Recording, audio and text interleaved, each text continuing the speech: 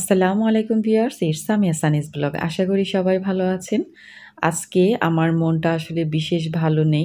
সকালবেলা ঘুম থেকে উঠেই এরকম একটা দৃশ্য দেখে আসলে অনেক বেশি খারাপ লাগছিল।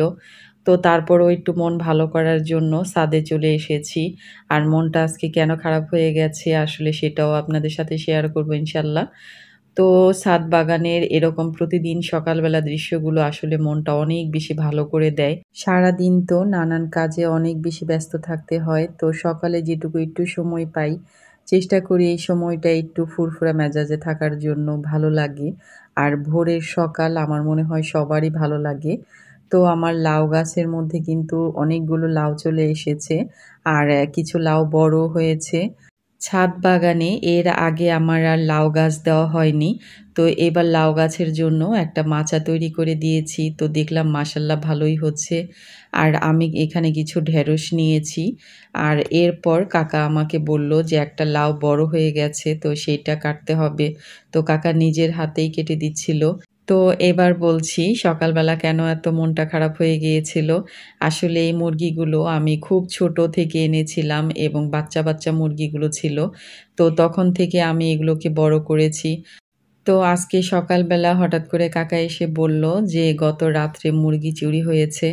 তো আসলে অনেক মনটা খারাপ হয়ে গিয়েছিল, যেহেতু এগুলো আমি নিজে হাতে পেলে-পুলে বড় করেছি। তো আসলে একটা অনেক বেশি খারাপ লাগছিল, ভাষায় প্রকাশ করতে পারব না। তো বাকি মুরগিগুলো আর খামারে রাখার সাহস পাচ্ছিলাম না। যেহেতু সবগুলো বড় সাইজের মুরগি এবং সবচেয়ে বেশি কষ্টের এবং খারাপ লাগার বিষয় হচ্ছে সবগুলো মুরগি আসলে ডিম পাড়ার সময় চলে এসেছে। আর সবচেয়ে বেশি কষ্টের বিষয় যেটা ছিল, আমি যখন মুরগিগুলো কাটছিলাম, তো এগুলোর ভিতরে ডিমের গোছাগুলো ছিল। এগুলো দেখে তো আরো কষ্টটা বেড়ে গেছে। তো যাই হোক, কিচ্ছু করার নেই। তো এরপর মুরগিগুলোকে আমি ভালোমতো ক্লিন করে এগুলো প্যাকেট করে রেখে দিচ্ছি। তো এরপর রান্নাঘরে রান্নার জন্য চলে এসেছি। আর আমি আজকে সেই আমার গাছের লাউটা রান্না করছিলাম।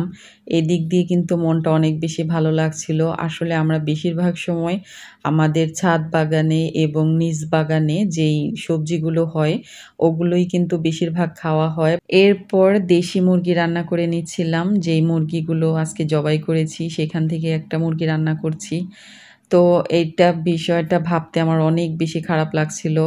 মানে এটা ভাষায় প্রকাশ করতে পারব না। তো যাই হোক, এরপর আমি একটা ভর্তা করে নিয়েছি। আর এটা ছিল লাউয়ের খোসা দিয়ে চিংড়ি ভর্তা। এই ভর্তাটা খেতে কিন্তু আমার কাছে অনেক বেশি ভালো লাগে। তো এরপর চিংড়ি দিয়ে পুঁইশাক রান্না করে নিচ্ছিলাম। আর এই শাকটাও কিন্তু আমাদের বাগানের। তো বাগানের শাকসবজির খাওয়ার মজাটাই আসলে অন্যরকম। যারা খেয়ে থাকেন তারা কিন্তু আসলে এই মজাটা বুঝতে পারেন। তো যাই হোক, রান্নাবান্না শেষ করে এখন আমি কিছু ক্লিনিং এর কাজ করছিলাম। রান্নাঘরে কিন্তু তেল চর্বির অভাব নেই। আর আমি বেশিরভাগ সময়ই চেষ্টা করি রান্না শেষ করে এই কাজগুলো করে নিতে। প্রতিদিন একটু করে ক্লিন করলে কিন্তু বেশি ময়লা হয় না, বেশি ময়লা জমতে পারে না। আর আমার এই মসলার জারগুলো তো হোয়াইট গ্লাসের উপর করা, যার কারণে একটু ময়লা হলেই কিন্তু চোখে পড়ে বেশি। তো এইজন্যই আমি চেষ্টা করি প্রতিদিন এই জিনিসগুলো অল্প করে পরিষ্কার করে রাখতে, যাতে করে কাজ জমে না থাকে। আর মেয়েদের রান্নাঘরে যেহেতু বেশিরভাগ একটা সময় কাটে, তো জায়গাটা ক্লিন থাকলে কিন্তু অনেক বেশি ভালো লাগে, মন মেজাজ ফুরফুরে লাগে। তো আমার রান্নাঘরের মধ্যে আমি বেশিরভাগ সময়ই চেষ্টা করি প্রয়োজনীয় জিনিসগুলোই রাখার জন্য, যাতে বাড়তি জিনিসগুলো রান্নাঘরে না থাকে। এতে করে কিন্তু প্রতিটা জিনিস একদম প্রতিদিন ক্লিন করা হয়। আর আমার রান্নাঘরের মধ্যে আমি কিছু হ্যাঙ্গিং প্লান্ট রাখার চিন্তা করেছি। তো কার রান্নাঘরে এরকম ন্যাচারাল কিছু প্লান্ট রেখেছেন কমেন্ট করে জানাতে পারেন যে কী ধরনের গাছ রাখলে আসলে রান্নাঘরটা দেখতেও ভালো লাগবে এবং গাছগুলো সতেজ থাকবে। তো যদি কারো রান্নাঘরে থাকে অবশ্যই আমাকে কমেন্ট করে হেল্প করবেন আশা করি। এরপর বাচ্চাদের জন্য খুব সুন্দর একটা পিঠা বানিয়েছিলাম।